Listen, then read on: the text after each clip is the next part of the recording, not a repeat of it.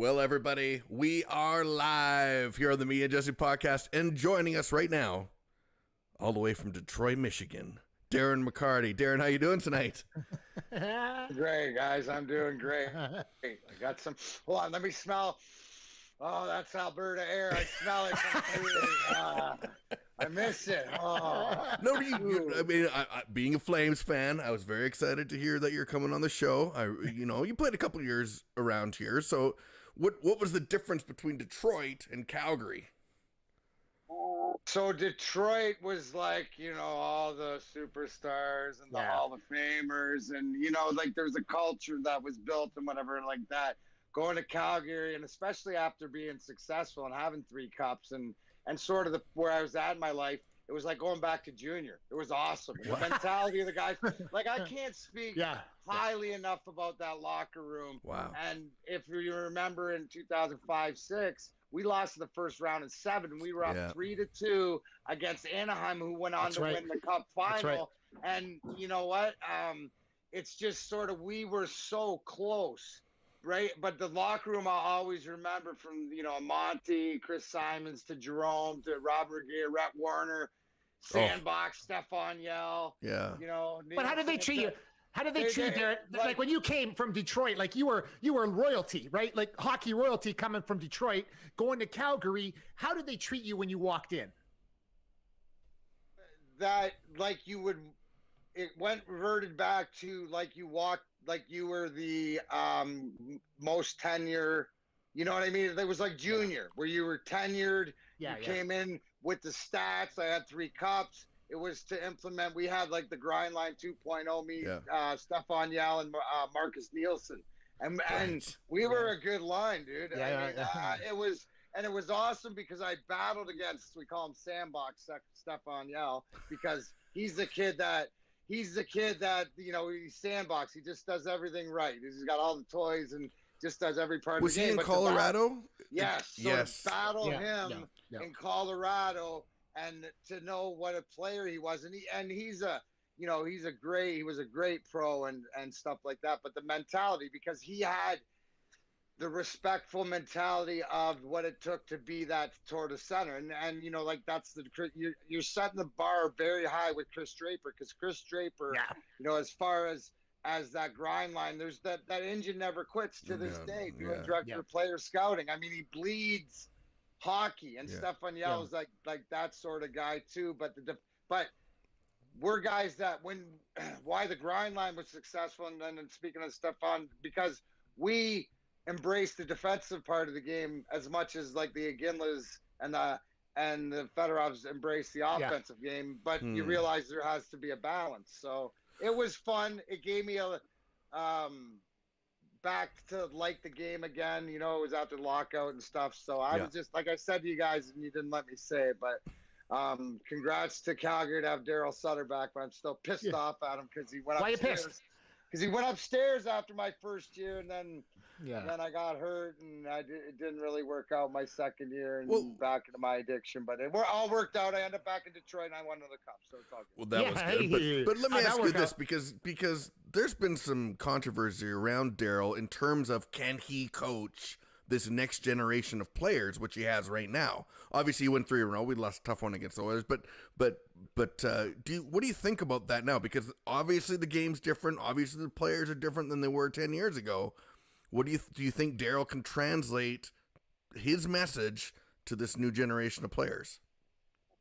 Message is that it's team, right? So you can be pissed off at Daryl and he'll be the bad guy or whatever, but as long as that team's running inside, and you've seen that not only with the, I'll go my generation, the Chicago, San Jose, but even more recently with the Cup winners in LA and stuff like that, that team was all bought in, right? So it's about the players. So it's the cowboy mentality. Yeah. And dude, it's like watching, it's almost like Kevin Costner getting plucked off of Yellowstone to go freaking coach Calgary Flames. And that's because it's that no bullshit. What an analogy. What an analogy, though. What an analogy. But it's the same thing, but why does it work? Because why does he work? Because sometimes, and it's about the players buying into it. And there's a balance. Now, it can't be the same. You ask Daryl Sutter, he doesn't coach the same way he did in Chicago. back in the day that he did in LA, but it's taken in the information, but it's about how do you get these guys to buy into, right? To buy into each other. And how do you compare him? Culture. Yeah, 100% is culture. And that, I mean, that's what Daryl did when the cup run before the lockout. I mean, that was what he got his team to buy into, and it was an incredible run. But what about, what about Scotty Bowman? Yeah. Scotty's the guy that's 5 moves ahead. You get tired of trying to play his games and decipher his, so you just realize that at the end of the day, right, his intentions are to play for the Stanley Cup. He has a thing with collecting Stanley Cups. So you want to be with him. So you realize that, forget about it, do what you're told. Like, here's the thing. But this is Scotty Bowman, not only the greatest coach of all time, greatest psychologist, because he taught us that you don't treat everybody the same, or you treat them all the same differently, right? Because if you're going to tell Sergei Fedorov that he's got to do this, and this more, and you tell Darren McCarty, don't ever do that again, it's the same message, right? So it's the motivation, and the psychology is what I really learned, and obviously like the play, but the brilliance is you have to have, the intelligence, and as talented as our teams were, we were smart. We had hockey minds, and the grind line. IQ. Well, yeah, right. Well, you look at the grind line. Yeah. The grind line is effective both ends, but because we played a little bit quicker, because we didn't think, we reacted because of the trust we had in each other, because we thought the same game. So we knew thought the same game. So, and it was trust, and it was and they knew that they better haul their asses back, and I'm talking Maltby or Draper, and pick that guy up, and not, because I'm not going to chase him down, but I will be in there and save your life from whoever else is pissed off at you that night. Yeah. Correct. So it's, but when it comes down to and that's, if you want, that's the thing that you see, because what do you look for early in the Calgary with the coaching change? You look at, do the guys sort of buy in? And it's always easy to buy in early, but is the message and the X's and O's of the games, because of the evolution, and it's all, now you have the sabermetrics or whatever they're called. That plays into it, but there's also a feel. And I think the feel behind the bench, to answer your question about Daryl Sutter, is his in-game coaching feel. That's a gift. There's a gift to knowing the vibe of the game in this day and age. It'll take him maybe a little bit to get up to speed with, because there's new rules and stuff like this. But again, it's the culture. So it's the same thing to go over to Edmonton and the Oilers. You got Uncle Kenny, who drafted me, so you're in good shape right there. Right. So you got culture and building it, but so his goal is finding, but he doesn't have those pieces yet. He's got that great. It's like restoring. He's trying to restore that 80s sort of team. Now you got more of a run and gun team and stuff like that, but still you're missing that sort of ingredients. You're missing like a Glenn You're missing like a Glenn Denning, who is number one, right? Which this is me, not knowing, speculation, but if Glenn Denning, because of look where he is, he's in Detroit. Well, that phone line's open. If that's so I wouldn't be surprised. That would be like one of the guys but a guy like that, who we started the conversation, the Stephon Yells, the Chris Drapers, that's the new age guy who's figured it out. Some kid went to University of Michigan. There's something going smart. Smart. So it works out. So you look at putting it together. So that's what he's trying to find now. It always starts with the playoffs is always about goaltending, right? And it's about staying healthy, and then it's about puck luck, getting the bounce, getting the goal. How many times you've seen. So I know that, put it this way, the right guy, as far as the manager for Edmonton, is there because he's had the experience of the pressure, right? Yes. 94, 5, 6 of being there, and he knows what he needs to do to get there. It's just whether the guy's on the ice, and then it's about buying in, and it's about, it's the growth of it. But I like it. I hope so. Darren, can we please talk about something way more important than the Calgary Flames and the Edmonton Oilers? Is my beloved Detroit Red Wings, okay?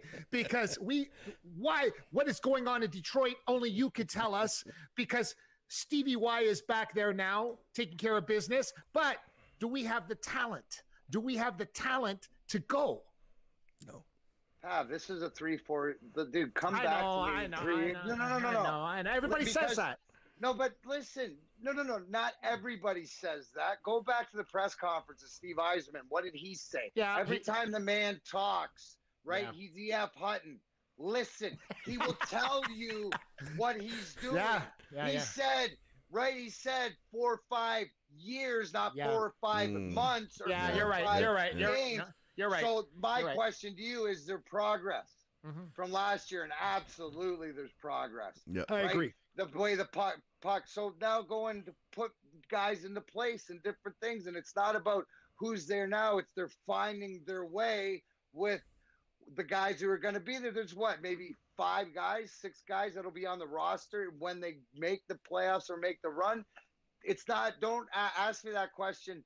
Not this year, next year, 3 years. The same thing is Jeff Blashill the right guy for the job? Well, the question is or the answer is strictly yes, because Steve Yzerman says he is. And when Steve Yzerman says he isn't, then he's not, because the one thing because Steve Yzerman is the one human being that we've all watched since '82. I was 10 years old. Come here as the player, change his game to the leader, the captain, whatever. We'll climb the mountain with the soldiers, right? Everybody together, and then get over the hump and survive. The one thing about Steve Yzerman is that, I'm proud of not only him being the captain, but the one thing I always say is I'm most proud of is that the day that the accident happened with Vladimir Konstantinov, he had to speak for the team at the hospital. And, but the way he did, and that's the unity of what the brotherhood is. And that was 98. And this is 23 years later. Wow. And it's there even tighter. It is. Because we're here talking to you in 2021. And I've been through some shit since then. So it's the fact that it's still as strong as ever. So the culture, the foundation's in the right spot, right? It's a process, and then which goes into the draft. But if you want to see some hope, you go watch some German league hockey over some stuff in Europe, and you go see Maurice Seider, and you watch this kid. And you know what? Not saying it lightly, but you know what? We might have a Headman on our hands. You know what? And you know what? What is it with Detroit and picking these guys? Datsuk, Zetterberg, Tartar, and things like that. Like, how do they do it? That's old NHL. Håkan Andersson, greatest European scout there is. Right. That goes back to how the game's always changed. How the game's always changed. Yeah. We just told you that the new Sweden is Germany. Right. We'll lead the way. Steve will lead the way. Drake will lead the way. Pay attention. The crumbs are there, right? So now Germany's the new hotspot, the new thing like that. Yeah. So they're always out there, but the thing is that you and I can see who they are now, right? There's no Pavel Datsyuk, there's no Thomas Holmstrom's up in Pitt. Yeah, everybody sees them from the time they're 12 years old now. Yeah, up there, exactly. Cleaning off Santa's sleigh for them. You can't believe I've lived in Edmonton, Darren, for 25 years. The shit I get in wearing a Detroit Red Wings hat around this city, and people know me. Why. No, but people they like winners. But people think that appreciate winners. Winners, there's sore winners here. Listen, but people in the city love me because I support the city with all my heart. But I can't make the switch. I can't. No matter what they do to me, I can't make that. I can never put on that hat. I can only put on the Red Wings hat. And it's funny because my dad, when he refereed in the NHL for all the years he refereed, he did. Now that he's retired, I see him wearing a Detroit Red Wings hat, and he was an official in the NHL for 30 years, and he's wearing a Red Wing hat. So I thought it was pretty funny.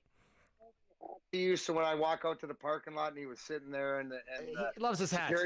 Listen, he'd have stacks of them. You know what I mean? All the giveaways. So he's got a plenty of them. But see, for me, it was easy. I grew up a Red Wing fan in the Dead Wing era, so I needed a second team, and that was Edmonton. Yeah, you go. I'm good. I wear both. Yeah. And my boys, you got my boy Zach Cassian. Yeah, he's awesome. That's my boy. I'm proud of him. You gotta have him. You gotta have him. Yeah, that's the if I would be playing these days, it's he's one of the last of that can play the game. But right, exactly, that plays the game it is, and it's as long as he's using his head and not playing with over emotion, then he's effective because he's got hella skills. guys. He's got hella skills. Did you find that ever with your playing? Did the emotions got too much, or were you able to keep that control, or was it others around you that could dial you in? Dude, if like I would get more mad if you did something to my teammate than you would me, but I was always be smart. I mean, I was always, I took pride. You take pride in not taking stupid penalties because then you get an opportunity to be responsible, and then you get to be on the ice for the final play of the 97, with Yzerman, Shanahan, Lidstrom, and Constantine because Scotty trusts you. So the payoff is there.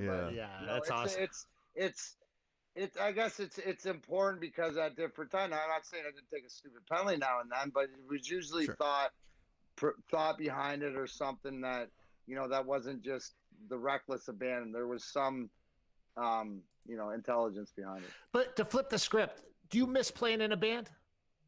Oh, we fired up. COVID screwed us last year. We had 12 dates, but we're is it rolling? Again, so, is it good? Yeah, because we grew up in the same area, and I know, like, I grew up on the same music as you did, right? I'm Bob Seger, Ted Nugent, you name it, all of it. Now, the funny part is, I know there was a band I remember in Leamington. It was called the Hitmen. Do you remember them? Those are my boys, man. Those are the ones. It's their fault. They're the first ones to bring me on stage at the C-Clip. We used to get up there. That's right. At the C. Jammed with them at the hometown bar. So they were the ones that didn't get all the way. They didn't get there though. They were the ones that could have went. They were so good. Well, you know what? It was a different era, bro. Yeah. There's a lot of. They played. Hey, they lived like rock stars. So Did they ever? Late 80s, 90s, early 90s, all this stuff. So, looking back, but dude, actually the funny thing is when we won in 97 and I took the cup home and skated around the old rink and stuff like that, the party we had that night was at the drummer Steve Empenz's farm, and Hitman played and we had a bash. So we had a lot of fun. Love those guys. Yeah, wow. So the 4 cups you win, like you're a 4-time Stanley Cup champion. You're in Calgary, so that's not normal. But Pav's in Edmonton, so there's a few of them walking around. Well, and you played with someone like Iginla, who he didn't get one. Closest thing to Steve Yzerman. Yes, He's a little bit more normal. Like he's great. Like we had to ban UFC fights because him and Kobe. Chucky, Iggy would get hammered, and then there'd be WrestleMania fucking, and him and Kovacic would always go at it, and Chucky'd always, like, dude, it was so much fun. It reminded me of Junior. Me and Chris Simon, who didn't drink or whatever, we sit back babysitting and just watching these kids, and we'd laugh. We had so many and Amonte, dude, like, there's so many, I can just think back how much fun we had just laughing at these kids, but they played for each other. Like I said, it was that junior mentality, and I can't speak enough of Jerome McGinley. The greatest compliment I can give him is that my son Griffin, who he ran into concussion problems in junior, but was smart enough and got himself into UCLA. Actually graduated last year from it. He actually just got named head coach of their men's hockey team. Oh, that's incredible. Yeah, wow. Congrats to Griffin McCarty. Yeah, definitely. And so, but that's what, where it goes back to, and you can relate to this, as far as your love of the game of hockey. Your love and my love, there's no one's better. No. Or, what I mean? It could be worse, but no one can be better. So it's like, if you love the game, then find a way to do something you love. And I'm proud of him for that. But Jerome McGinley, that was his favorite player. And it was fun because I got nothing but mad props for Dion Phaneuf too, because that was his rookie year. And that's right. He sort of took Griffin under his wing, and it was a tough time for Griffin when he was, 11, 12, because of, being away from home and stuff. So kudos, I call it like it is. And I will never forget that for all the guys in the room and the organization, Ken King and all the guys treated me like gold. Hey, Darren, can you finally get this straight to people watching around the world that watch the Me and Jesse podcast? Because people go to Detroit all the time and they try to make the beef between Lafayette, Coney Island, and the American. And I personally know which one's better, and I've never eaten at the other one. And I saw the guys from Barstool come, and they all were trying to say which one was better, but they're not from our area. Can you do it once and for all and tell people between the American and Lafayette which one is better once and for all, please? Lafayette. because of the better snap, and the chili. It's a more fuller chili than it is a running chili. Yeah, thank you, everybody. Just so you know, the fries are done. Yes, correct. Did I answer? We have the same answer. See, I didn't even have to ask you. You've been hammered coming out of the post bar. Well, watch me take you back. Watch me take you back now. Chassis after chassis. Now look at me. This is getting weird. But I would eat after leaving chassis. You went the other way. Come on, man. You're lying. Yeah. Lying. You hit me before you went to chassis, but you had nothing on your mind. Walking out of chassis. I've been to chassis. Yeah, I know you're out. Chassis/legends. Yeah. Anyways. Yes. Same. Right. Hey, I think I walked in your footsteps. Yeah, I believe so. I think so. Yeah, behind Big Bob. Yeah, rest in peace, though. Give him love. Yeah, oh, yeah. Oh, I always give him love. I got to show you this. Please. Brady Leovold, the Puck Support Foundation. Beautiful. All of my, it's all the remembrance. For all my, that's awesome. That's awesome. So all the merch and stuff. So way too early. Way too early. It was sad. Did you have concussion issues? Was that something that kind of came after you? You know what? I think I've had 7 confirmed, but you know what? It wasn't that. That's not the. It's more the PTSD that, and different things, and the exploration of your brain, like something. Once something's off, it doesn't matter what 1, 2, 3, 4. It changes you. Yes. And it's sort of it, and it's more of the moods and stuff. So for me, I've been lucky. A lot of, I here like. Sorry, like the Darren McCarty brand, right? Where I'm, because we're in Michigan and I'm be able to create, but I also created a CBD roll-on that it can travel across the world, because through the pain and through the cannabis and through the plant, not only saved my life from alcohol, but also has helped my insomnia immensely. But it's also just me as a person. Now I know a lot of guys, and we're like some of the former tough guys, the Riley Cotes, the Danny Carcillos, and the Scott Parkers, who I'm really tight to. They microdosed the psilocybin and the mushrooms, and that's really worked out for a lot of the concussions. But the biggest thing that's a lot has helped are like the Delta 8s and the Delta 9s, which are more in the CBD. But there's and all of these, and obviously we're talking to you guys in Canada where it's legal and stuff, but it's all about, I promote get educated, get medicated, and I'm grateful. Because the greatest accomplishment I feel that I will have is not, the cups. The cups just give me the opportunity to be able to give people options and to help them, because, pretty much that the Red Wing immersed into my heart, and I will protect the plant like I protected all my teammates, because so it's just about the truth, and it's about the option. It's how did you get into that? How did that come around? Because it saved my life. Even though I've been to 4 rehabs. League spent $1 million on me. I like every time we won the cup, I was sober. I got years and years and years sober, but it was always something missing, and it was. What I realized is that I live by the principles of Alcoholics Anonymous, except my program has a garden in it, right? And it's the education through that. Yeah. So it's about, you can only do this, this, this, but something's missing. So for me, it was about not dying. What do I mean by that? After I retired in 2009, I was back into my addiction. And so I have 11/11/15 on my wrist, because that's my sobriety date. So Memorial Day, 2015, because right now I'm 210 pounds. I was 275 pounds. Oof. My organs were going to explode because of alcohol abuse. I was literally probably less than a couple weeks away from, I was leaving Las Vegas, not on purpose, but it was just the way it is.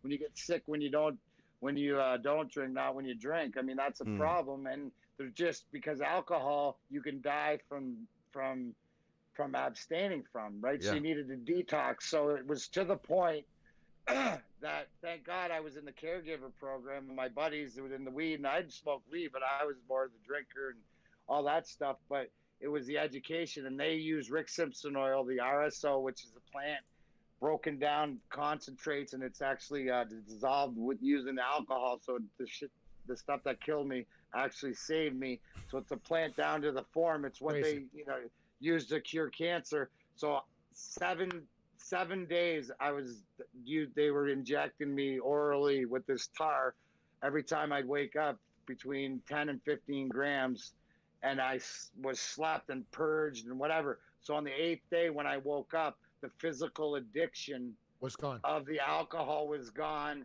right? Because I was spiritually, mentally, and spiritually there 8 months earlier. But so I got on my knees and I broke down and I was grateful, and then I got mad. Yeah, and I got mad because you got mad at yourself. Did you get mad at yourself? No, I didn't get mad. No, I didn't get mad at myself. I got mad at fucking the world. Yeah, I got mad at the truth. I got mad at why is this not?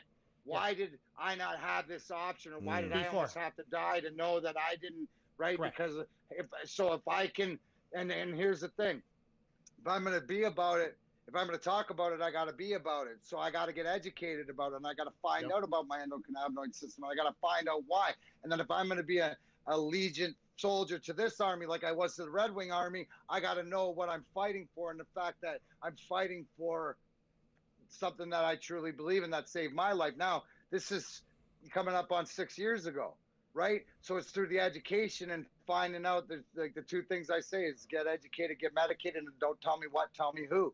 So now my who's are stronger, and my licensing brand is through Pink Canada, the largest seed to sale in the state.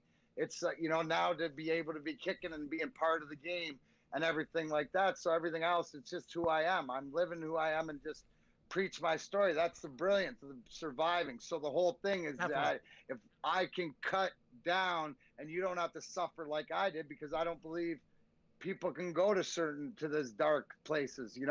Brant Meyer's a former tough guy. Him and he holds the record of 5 rehabs. He's on the show next week, actually. He's on the show next week. Yeah. Shout out.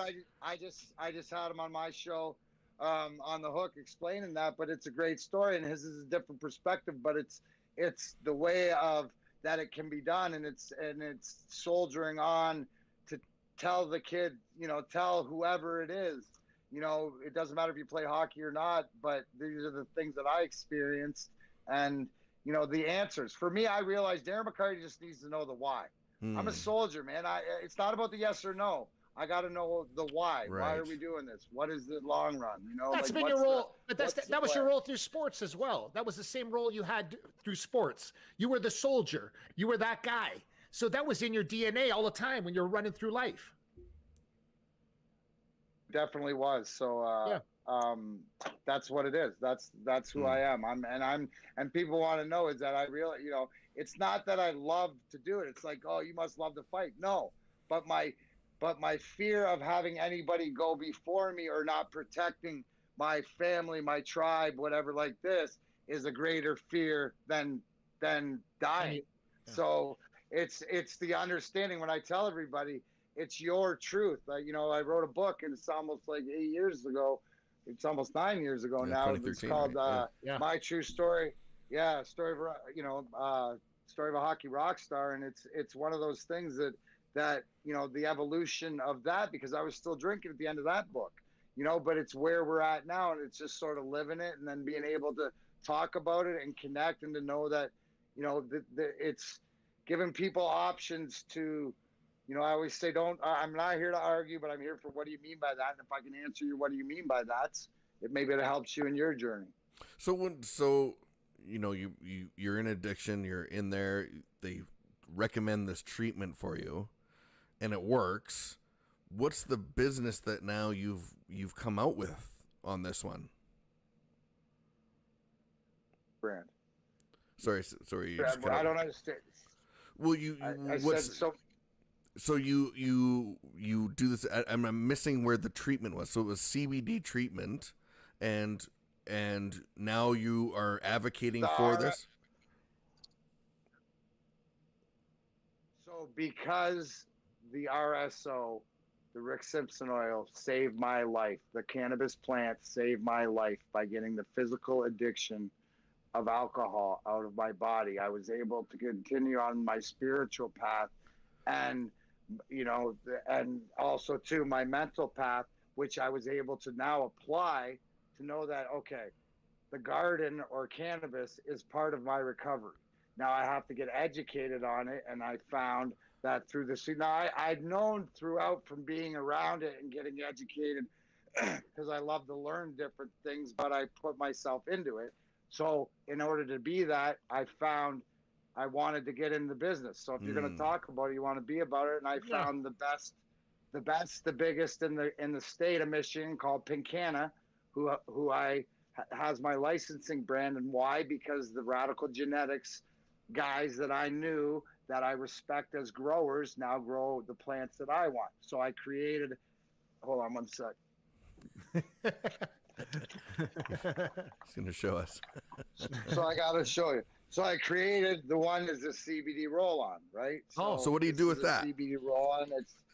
So this is the roll-on for pain. Okay. Yeah. For anything like that So there's also tincture. So what you have to realize is that it's appetite, pain, and sleep. Now, being an insomniac, so for me, it's more the CBDs, the CBNs, to understand that. Now, the mental part, the PTSD, all that, the ADHD and all that stuff, that's to find your flower. Now, what I do is been given the keys to create what works for me, right? Because if I'm not the only alcoholic insomniac out there, if you're trying to whatever else, so that are trying, it's about the education. So now I'm able to take a sliver and be able to create what I want to create as my journey goes along with the best growers that I know, with the best company that I know, to be able to bring it to right now Michigan and bring the CBDs and stuff throughout the world. The one we're working on now is this is the most expensive vanilla. It's vanilla, Madagascar vanilla, petulia, and lavender. So it smells. It's got a hippie blend, but it's like when you go into get a massage. Yeah, no, relax and feel. And so between that and then it's just being able to be a part of the community and to be the respect that I get from everybody from the caregiver program to the commercial program to whatever else. So it's just, if I'm going to talk about it, I'm going to be about it twice. Is music an outlet for you though? Is music an outlet for you outside of the CBD and the rest of the stuff, like music itself? Yeah. Oh yeah, absolutely. I think music. I had so many different things. Like I do comedy now too, and travel around. That's with the COVID and stuff. So telling stories and different things like that. But music, it's out. Yeah. But it's also too is like the same thing as what you see. Why would you be playing when you're later? Well, it's about your guys. It's about the fun that you have and my grinder guys. And it's more like, hey, we're going to set the party up here, and that's where it's more about the people than anything. And that's the brilliance is just setting up shop no matter what it is. And hey, this is what we're doing over here and giving people an option, the option to get educated, an option to laugh, an option to enjoy music. So, the music part for me, what it's really been is therapeutic writing. I've written a few albums. I got tons of songs in the bank, but that's I learned that in probably the first rehab I went to, as far as channeling, journaling, stuff like that. That was a great outlet, for me. So I've continued to do that and been able to, a lot of my songs are that's where they originated. Out of that time. Yeah. So or the process. Yeah. Do you still talk with the grind line guys like Maltby and Draper? Too much, more than I want. But no, we're all on a thread together. And, yeah. We all check in. No, we're as thick as thieves. Okay. So I have people that'll kill me if I don't ask this, because we play pickleball here quite a bit, and I know those two guys are actually really into pickleball. Did you get into pickleball as well? That's like what The fucking pickleball. You gotta bug them about it then, because they play it all. They've been on pickleball podcasts. Darren, you go ahead. Darren, you go ahead. You go ahead. Finish your answer. No, listen, dude. I'll play golf. I'll go bowling. You want to play poker? Sit at a slot machine. I'm your guy. What the fuck they doing? Retire means I don't want to do it anymore. Right? Retire means I don't want to do it anymore. Those guys are just fucking. Drates is just one of those guys because if he doesn't work out, he'll get sick.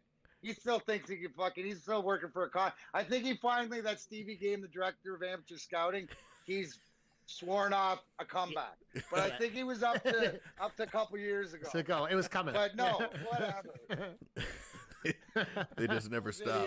Dude, they're just warming up, isn't it? I thought pickleball was like a 70 plus, so that makes sense. Old bastard. Darren, if we were putting the perfect band together, okay, not including your band, okay, the perfect band, drummer wise, who would you pick in the world if you had a chance to live of all time? Taylor Hawkins from Foo Fighters. Foo Fighters, yeah. Foo Fighters. Dave Grohl. Dave Grohl's my man crush, bro. Because I've met him, I've hung out with him, and he's as cool as everybody says. You see, when you see Dave Grohl's one of the coolest guys. He's got my vote 100% of the time. You know what I mean? Lead guitar. Lead guitar. 99. Lead guitar. Lead guitar from in the world. Slash. Oh, Slash. Wow. Wow. I like that one. Wow. I was a big Slash fan. Which is yeah, exactly. And you know what? I'd probably put Flea on bass. Yes, you would. Like that little guy jumping around. Yeah. That guy's and then energy. They still absolutely. kill it. And then you know what? The sing, and you know what? I'd have to have. I'm a huge Brent Smith Shinedown. Zach Myers fan. Yeah. So I'd have him sing. Yeah. Cool. Wow. Darren, talk to me about. I mean, for some reason in the playoffs, it seemed like you went to another level. Or was that just how it always was for you, and people just noticed finally because it was nationally televised? Or was there something that actually flipped in your head? I mean, you scored some big goals. Other than it was, obviously. Well, we used to have a joke. And it wasn't a joke to us, but it'd be like, oh, the big guys can't do it. Like, Drapes would look down the bench and he'd go, oh, the big guys can't do it tonight. Grind line, go. All right. And it'd be more of a cocky arrogance between us, but it was like, it was more of the motivation of we got to, we've all scored big goals, right? And I don't know. To me, it was, I got 4 Stanley Cup championships. That's the goal every season. I was blessed to be in Detroit. That when you went to training camp, that was the that when you went to training camp, it was all about the Stanley Cup. So, it was one of those things that hold on, I gotta tighten this up for You're adjusting. Right. Sorry, fellas. Or else you're gonna lose me, and then the call will be done. Maybe some people out there are hoping for that, but no, they're not. Too bad. Well, it's just because I said all that. It's because I said all that nice things about Calgary. Well, remember the sore winners is Edmonton. Yes. So it wouldn't be a Calgary person. It would be an Edmonton person because they realize that I got more cups than or I got the same amount as Gretzer. Jesus. All right. Well, you do though. It's great. So when you it's a dog and pony show. It's a dog and pony show. It is. When you go to Calgary, did you ever think you're going to come back to Detroit again? Yes. Without my addiction,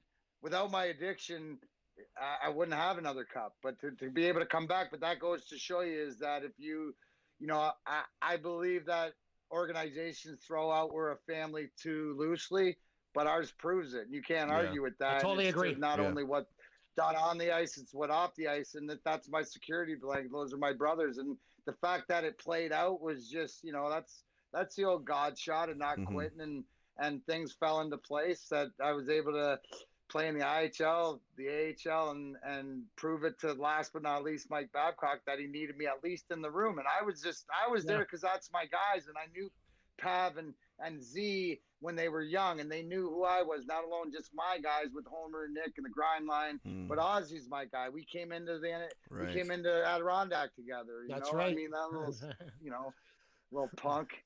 But we're all brothers, and nothing showed more than that in the way that it played out. So to be a part of that, I mean, the only picture that hangs on the wall out here is the picture of me, Drapes, Maltz, Homer, and Nick as 4-time Cup guys.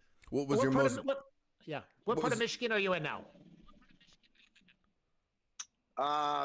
Madison Heights, so Royal Oak, Madison Heights area. Yeah, which is nice. I like it right now with everything I got going on. I'm 15 minutes downtown to all the areas. I mean, I'm 15 minutes to where I do Woodward Sports Network weekly show 3 to 5 on the hooks. Just for right now, it's perfect. In my perfect world, my happy place is Clearwater, Florida. So I'll be back and forth when I can from there, but not in the near future. No, not right now. No. What was the most memorable game you were involved in as a player?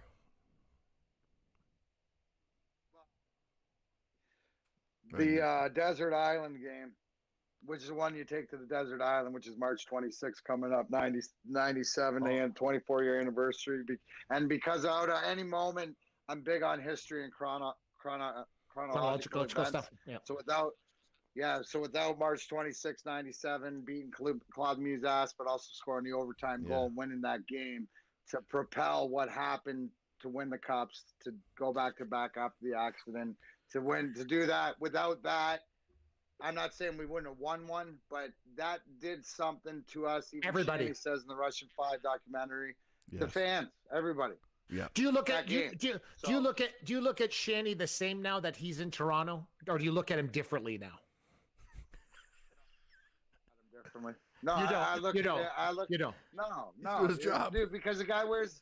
Come on, I hate the Leafs. I do. I despise them. I despise them. I saw. You know what, Darren? I remember one time at Joe Louis Arena. Hey, listen. You want a hot button topic for your show? I do. You should ask Shanny if he set Babs up for failure by hiring him as a coach. I didn't say it, but I like it. Listen, you know what? I'm not going to tell you what my dad said.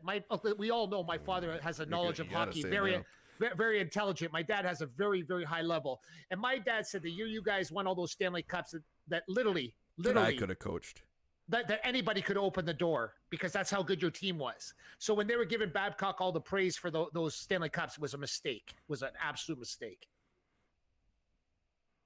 Praise for one, and he cost the second one.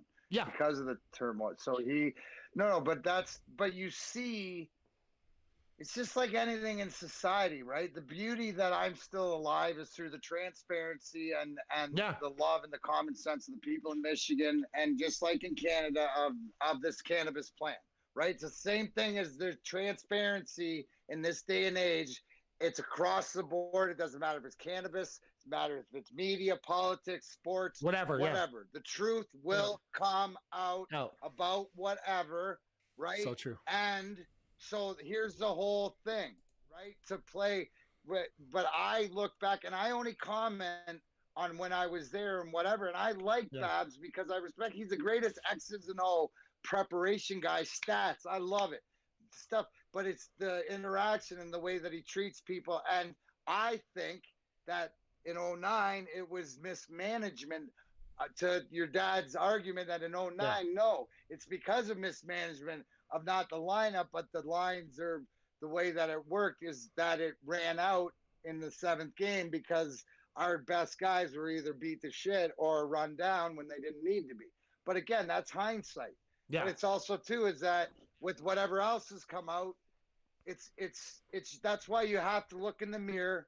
And if you're not being the person that you want to be, you're the one you just got to face it and say, what am I going to do to change? You can lie to everybody else. Yeah. But you're the only one that knows. So the universe will conspire positively or negatively, whichever way you want to go. And trust me, I've done a whole shit ton of both, right? But now I'm on the positive side because I know that's the one thing that took me. I always knew who Darren McCarty was to everybody else. Didn't know who he was to himself. Fortunately, through the love of God, God's plan and everything like that, to be able to be here, to be able to talk to you guys, to go through the different things of history, but also for people to understand is that if you're not all right, if you're not all right, it's okay. We're all the same, and it doesn't matter if you were won Stanley Cups or not. We're all human beings, and I think that not the beauty of COVID, but the underlying is that we all, as a human species across the world, experience this together in some way or another. So hopefully that makes us more compassionate. It definitely makes us appreciate one another more, I think, anyway, because I sure miss my friends. We're Canadian. Guys, we're Canadian. Yeah, so we are. That's right. That's right. But it's a whole different thing, right? Because we're blessed to have that compassion, which we take as normal growing up, that the way that, and trust me, I've lived across the country, and it's just that missing sort of piece. It's like the Oilers. There's that missing piece, and it's not the same. But you notice every guest that comes on our show, no matter what they say, I like, we've done this show now and it's been going fantastic, but the words that you keep hearing on the show are compassion, empathy, blessed, and we don't tell anybody to say it, right? But it comes up with every guest on this show. And there's and we don't know that that's going to come out, but you did it today too, Darren. And it's funny how guests on our show are using the words compassion, empathy, from the Theo Fleury's to the Darren McCartys to the NFL guys to everybody. There's something about when you get to a certain spot in your life where you start to understand that, like you said, 4 Cups, great. That brought you somewhere to get to somewhere, but that's not who Darren McCarty is. Darren McCarty, when you use the words compassion and empathy on this show, and I'm telling you, if you go check every episode, every guest has used those words. And you know what's funny? You also use the word God on this show, which everybody freaks out too, because Jesse and I are strong believers. We always have been. But it's funny how people now, we bring up, every guest has brought up, I swear to God, the word God on this show. And other shows, people are like, what's he talking about? Is he going to try to sell us Bibles? But we are strong believers, Jesse and I both. And it's funny how everybody on this show every week has brought that up, what you just brought up. Everyone. So I know that I'm in the right place.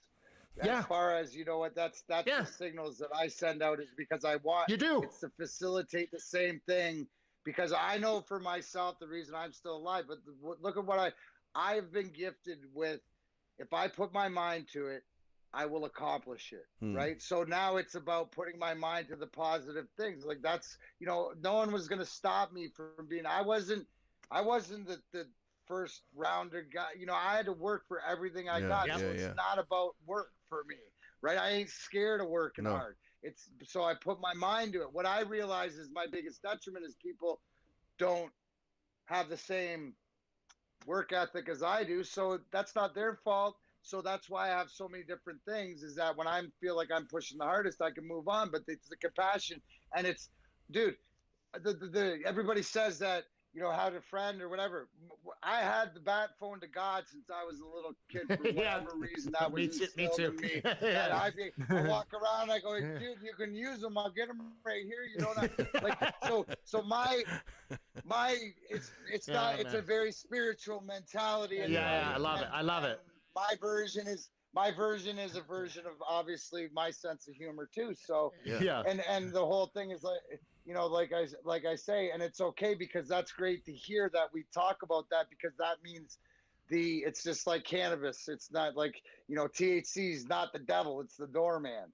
It's not, and it's not like God is not, you're not saying anything bad if that's what you are. It just opens up that, hey, we can have this talk that, you got a bat line? Oh no, dude, I got a coin, but it still works. I got a quarters. I got all these quarters over here. Oh, you haven't even worked out to the cordless yet? No, I'm not there yet. Okay, cool, bro. But it loosens it. It loosens it. Yeah, it loosens it. It's the connection. Yeah. It's the connection. We all want to feel connected. Yes, 100%. We do.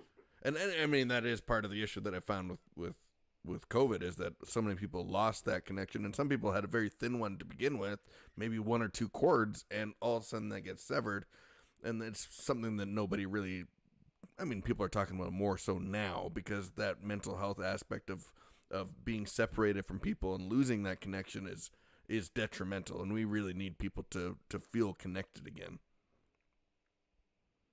Great point, and the biggest thing that I think is learn is you got to get it out. Write it down, say something, and you don't have to know what it is. You don't have to know the why, but somebody else might have your why. Yeah, it's really good. You ever talk to Theo Fleury about this kind of stuff, or you guys?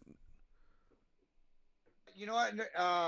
When I was in Calgary, and Sheldon Kennedy was a big, different times, big help, and not only because me and Momeli go back to, I got a great picture of him, Proby and I on a Harleys back in the day. I got this flowing curly mullet and stuff like this, but we'd had some, we've been to the same places and stuff, and it's at different times. I've talked to Theo in the past, but it's the same sort of message that, we want to give out. And here's the thing, right? It's like we say, is that the difference is that the surrender is the victory, because I've been there and done that. And I'm convinced of the answer. I drink, I die, right? When I was younger, I had to push the envelope, and I had to, and realize too, I was one of those that you could tell me, but I had to figure it out myself. But here's the whole thing. We can all rate. Yeah, we can all trust. So now, if you trust me, right, and you are like I am, right, at that stage, that if you can just put in a temperament that you don't have to go through any of the most, that you get a nick instead of a break, my job's done. Yeah. And it's for the ones and it might not be your time to listen, because it took me a long time. Yeah. You're going to talk to Brant Myers. It took him a long time. Yeah. It's not about that. It's just about the progress, not the perfection. That's right. Darren, what's the show that you're on now? It's on weekly. You're Monday to Friday at the Woodward Sports Network. It's called The Hook. Myself, Tom Mazaway, which is a old school Detroit a reporter guy, been a friend of mine for a while, and Pilar Lastra, who's a Deal or No Deal girl. So she's a fantasy football guru, so it's pretty good. Talk about a lot of things. Obviously betting is legal in Michigan too, so we're on top of that, so doing my grind time with Darren McCarty, obviously podcast still, getting that fired back up at the new spot. I got a WJR, which is the oldest Republican radio station. I got a 7 to 8 o'clock Friday night show on there. So the Enforcer show. So I mean, some things aren't going too bad, boys. Yeah, that's awesome. That's awesome. And you can always all the merch and everything, and the way that I figured it out, DarrenMcCarty.com or easy. Any of the blue check marks. That's what I was gonna It's ask, easy. Yeah, we'll post that on all our stuff too. That will make sure everybody knows where to find you. That's important. Absolutely. Before I let you go, I have a few quick questions for you. Your number one fight or the most memorable fight you had? Blew up Matt Barnaby in Colorado and one day in front of that. I think that was 04 or something like that. That was fun. Yeah. Whenever you get your hands on rats, it's good.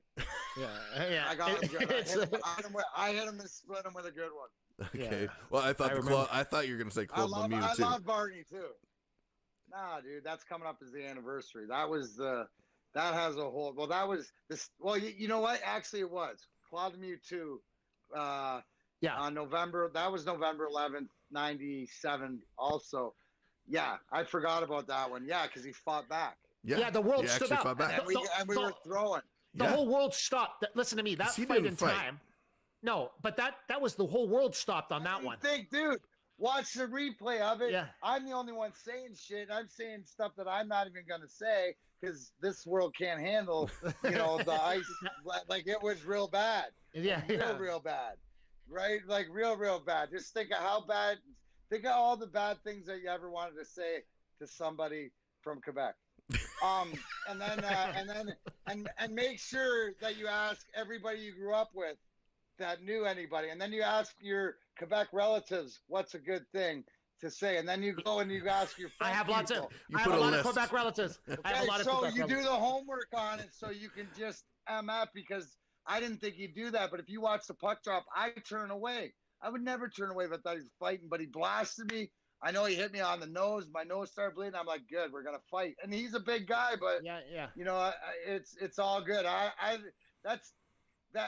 earned a lot of respect for him after that, and as maybe not as much as a player, but as a man. And to this day, we've done numerous card signings together. He signed that fight picture of me turtling him as Turtle, and like he's a good dude. He's a good guy. Yeah. You know, but just a prick player that needs he played a role. He played a role. Karma, if you don't think karma's real, because I got him for Cam Neely, I got him for everybody he ever screwed over. Oh man, it's true. That's it's so true. good.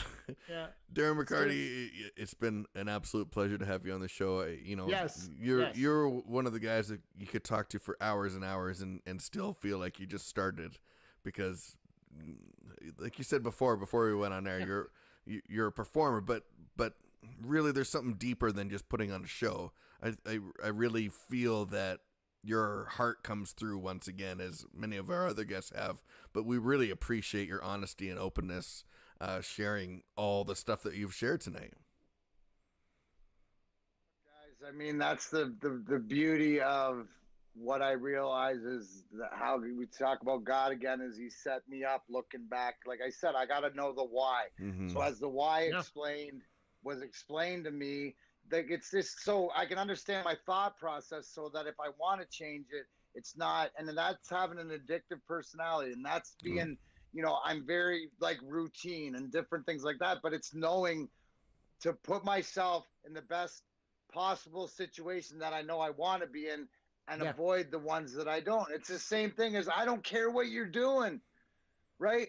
But what I do care is if I'm not doing it, then please do it way, way far away from me with everybody who wants to do it. And you guys have a great time, but I can't do it anymore. Yeah. So if you come over here, right, the defense mechanism is not for me because I know who I am, but there's no talking, and there's just rock because I'm protecting the people that aren't there where I am yet on the inside, that have come from the dark, have left their dark to come to the light because they want more. Because that's what it is. So that's what I see, you know, as, and every day it's just trying to be more, but I appreciate that, Jesse, because it's, you know, like there's different ways that people express, you know, pain or different things, and mine is obviously through humor. And it could have been because I was Steve Yzerman's bitch for 15 years.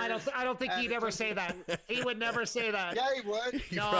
He would say, and he'd be wrong. Stevie Y, who's your bitch?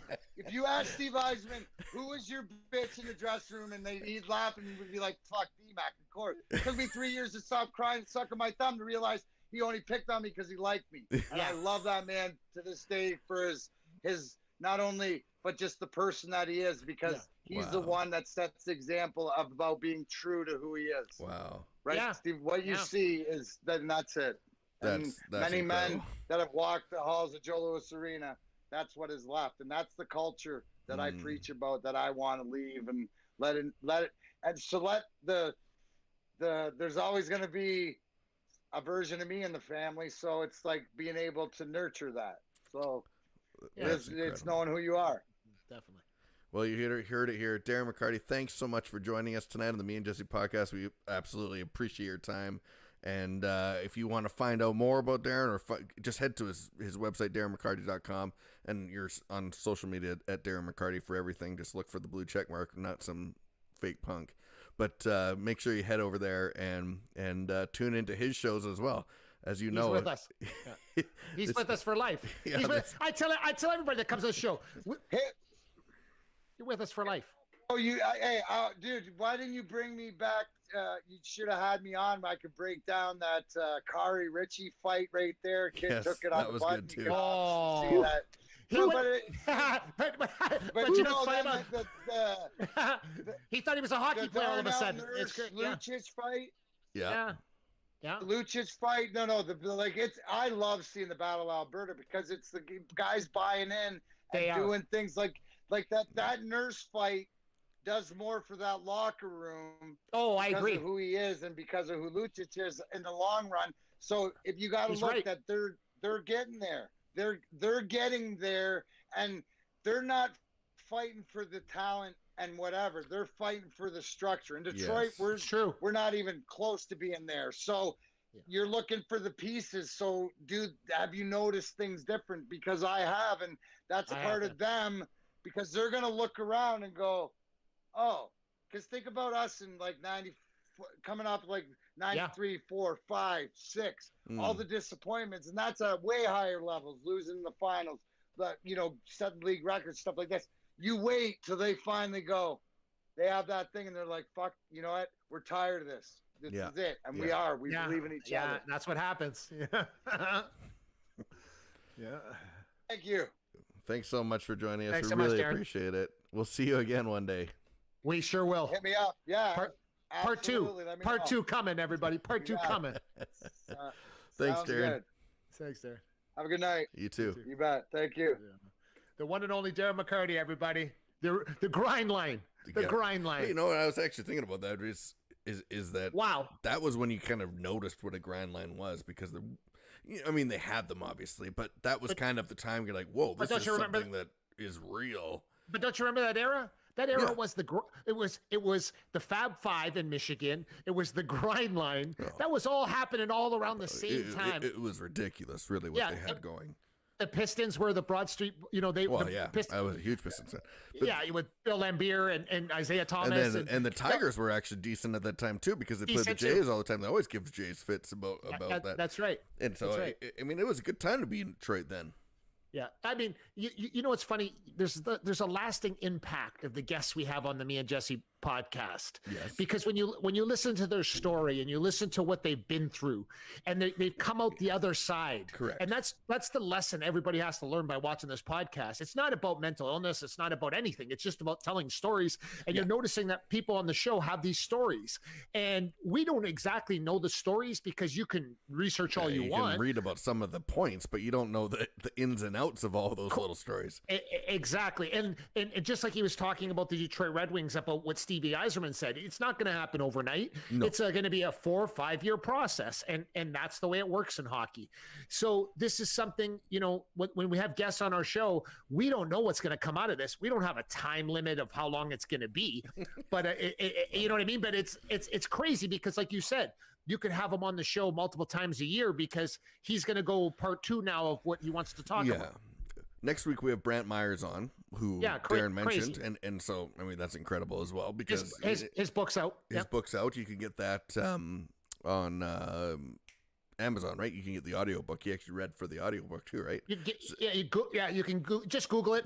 It's Painkiller. It's fantastic. We've already started the process of reading the book, audiobook of it, listening to it. So of you watching, maybe get that. Listen to some of that this week, and then next week when he comes on, you can have a few questions for him, because he would really appreciate that. But again, I know already next week's going to be another level of that story coming out that you have ideas about, but you're not really sure what it is, and then all of a sudden it all comes pouring out again. So that's really cool. That's next week. Coming out the other side. Keep that in mind, everybody. Coming out the other side, not wallowing. Well, no, because it is something that, it is. You have to recognize the journey and the struggle, but coming out the other side is the beautiful part of it, because that's correct. That's really when you can keep going forward. Thanks for all the comments tonight, obviously. We put a bunch of them on the screen. And just reading some of these here. How about Boston Pizza? How about Boston Pizza? Hey, you know what? How about Boston Pizza? And listen, try the pizza. Yeah, because I get the tropical chicken pizza. Now, there you go. I'm going to say something, Mark. It's a sin. It's a sin. I loathe pineapple on pizza. I loathe me too. it. I think it's the 11th. It's the 11th sin. 8th. Yes, it's horrible. But on the tropical chicken pizza at Boston Pizza from Hampton and Windermere locations, it's fantastic. It's delicious. It makes no sense. I can't explain. It made no sense to me when I first saw it. I'm like, why? Why would you do this? Why would you ruin a perfectly good pizza? Why? Yeah. But I'm telling you, try the tropical chicken. Why are you doing this? Why are you doing that? I just, like me, when I grew up, it was like you didn't fold your pizza, you didn't use a fork and a knife. You know, like there's just little quirky things in life that I listen. Well, you got to fold a New York pizza though. A New York pizza you got to fold. If my daughter's dating a guy, okay, she's been dating the same guy. I watched him eat pizza. If I see him reach for a knife and a fork, he's getting a kick underneath the table. Okay, but you got to understand though, Mark. Scandinavians eat with a knife and fork. Doesn't matter what it is. Well, you're Danish, you're Viking. That's the Vikings. Listen, the Viking people eat with a knife and fork, even if it's pizza. I believe that we're the real the Croatians are the real Vikings because we would never ever eat pizza with a knife and fork. It's an absolute sin. Sin. It's the ninth sin, other than pineapple. Pineapple on pizza. Yeah, that's definitely the eighth sin. You know. Make sure you check out the Hampton and Windermere locations. Say hi to Terry for us. Yeah. Go check it out. Big fights coming up. There's big fights this weekend. Big fights coming up. Miocic, who, again, one of your Viking brothers. Yes.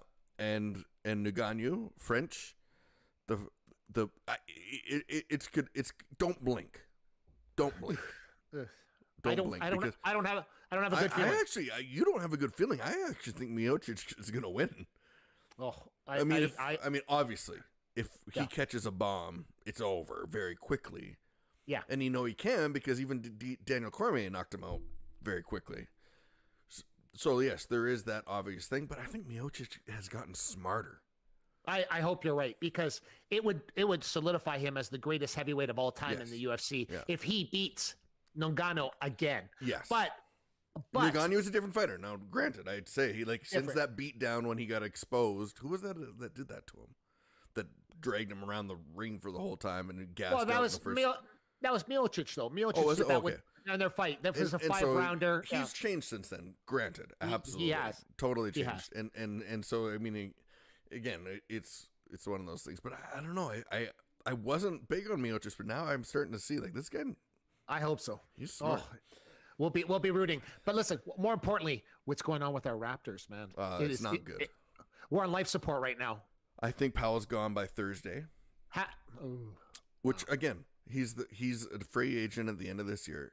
Yeah, Lowry is too. I would wish that we would trade both of them to get something. I mean, you could sign Lowry. Lowry would sign again. I guess that's true, but you kind of want something because he's going to retire soon. And then Powell, I mean, I would love to keep Powell too, but is he going to sign here? Because can we pay him as much as he needs? And we need a big man. Losing Ibaka and Gasol. It shows. It shows. Oh my gosh! It shows. Painful watching Baines play. I don't care. He's from Australia. Yeah, it is like he is not good. Can we let everybody know, please, on YouTube to just tell your friends to subscribe to this channel. Yes. To subscribe to this channel once and for all. If you have everyone has a Google account. Just go to YouTube while you're signed in on Chrome. Subscribe. Head over there and hit that subscribe button. It's going to happen, everybody. I'm letting everybody know the Me and Jesse podcast. January 1st was we started, and we have lots of subscribers. We have lots of people watching the show. We have great guests, but we're going to get pissed. Okay, we're going to get pissed and we're going to get mad, and that's the way things get done around here. But I see all these other lame ass podcasts that are out there, and I'm not going to say their names on air because they're not going to get my grace. Our stuff looks better already. Our stuff looks better. The quality's better. The guests are better, and it's only going to get better. So this is my declaration to everybody to let them know that the Me and Jesse podcast, it will not stop. It will come out swinging every week, and we're going to get better guests. Great guests from all walks of life, and I don't even want to tell you the lineup coming up. We do. We have the next 5 weeks are pretty stacked. Obviously, I mean they've been stacked the whole time. I got a sleeper though. I got a sleeper that I'm so damn excited about. That's gonna be good. It's not done yet, but it's gonna be done. It's gonna be. And the first Canadian to climb Mount Everest without oxygen. The first Canadian to row from Halifax to France, 51 days. Okay, I'm in the works with him right now. He's missing three fingers because of his escapade. This is my kind of guy right here. Okay, he defines mental fortitude. he will be on this show if it's the last thing I do. He is coming on this show to go along with all these other famous people. We got Ed Yzerman coming on, UFC veteran. People, do you know the story? I trained Jason McDonald in the UFC. I trained Jason McDonald to fight Ed Herman in his first fight. And Ed Herman's going to be on this show as well in April. I mean, Jason won. Jason won the fight. I told him he was going to win the fight. But we're going to tell Ed that too. Yeah, Ed knows the story. Ed knows the story. Ed, listen, Ed saw me celebrating at the Seminole Hard Rock Cafe. I was driving around in a golf cart, drinking a bottle of Grey Goose with Jason McDonald, hammered after we won that fight. Okay, that's a true story. That was in Seminole. It was the Hard Rock Cafe, and we won the fight. And I told Jason McDonald we were going to win the fight. But Ed's going to be on the show. Ed's had a great career. Yeah. He's 40 years old, re-signed with the UFC, won his last 3 fights at 40. Yeah. He is the John Wayne of the UFC. Yeah. He's going to be on the show. It's going to be good. I mean, it's nuts. Again, you can check in our YouTube channel. Actually, you can see upcoming shows too. So, and we do a very good job of promoting who's coming up. So thank you for watching. Thank you for commenting. Thank you for sharing and liking. Of course, we don't charge anything for this show, so just hit those buttons. And thank you very much for that. It helps us. But support our sponsors, because it helps our sponsors, because that is part of what happens there. You get more reach, get more people. And it helps everybody in the long run. So we really appreciate that, of course, and thank you for that too, because it's meaningful. We really appreciate it. That's right. But and again, thank you, Darren McCarty, for joining us tonight. That was fantastic, awesome, as we knew it would be. But over there, that's Mark Pavlich. You can find him on all social media at Mark Pavlich. Do you have markpavlich.com yet? I do. Okay. You can go to go to markpavlich.com. I'll take you right to my marketing company. Yeah, there you go. Boom. There you go. Yeah. Do that. And then Jesse Martineau on all social media. Listen, we have to see each other in person soon. Yes. I got a bottle of 1942 tequila calling our name. Oh. Bottle of 1942. Drink responsibly, everybody. Yes. Don't drink and drive. But we have a 1942 bottle of tequila just waiting with your name on it. And if you like beer, just stay tuned to this channel, because there's some surprises coming out very soon. Got to do it. Listen, these other podcasts do like a pizza review, which who gives a shit about a pizza review? Jesse's going to do a beer-bourbon review, more beer. Yeah. And I'm telling you, everybody. I'll put some other stuff in there. Beer and bourbon, but there's nobody in the world that knows beer and bourbon like Jesse Martineau. End of story. So, I mean, anybody could talk about pizza, but this is a man show, everybody. This is the Me and Jesse podcast. It is about beer and bourbon. Our first female guest is coming on, though, in a couple weeks, April 5th. She is, and she's fantastic, and she was a standout soccer player, under 18 soccer, Canadian soccer national team. I'm excited about that. It's gonna be good too. Yeah, and so anyway, crazy awesome guests coming up very soon. That's everybody. Mark Pavlich. I'm Jesse Martineau.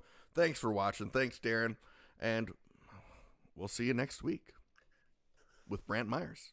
It's gonna be good. Tune in. Real good. Me and Jesse podcast, the most exciting 60 minutes plus that you're spending on the internet every single Monday night. See you next time, everybody. Thanks for watching the Me and Jesse podcast. Follow us at facebook.com/Me and Jesse.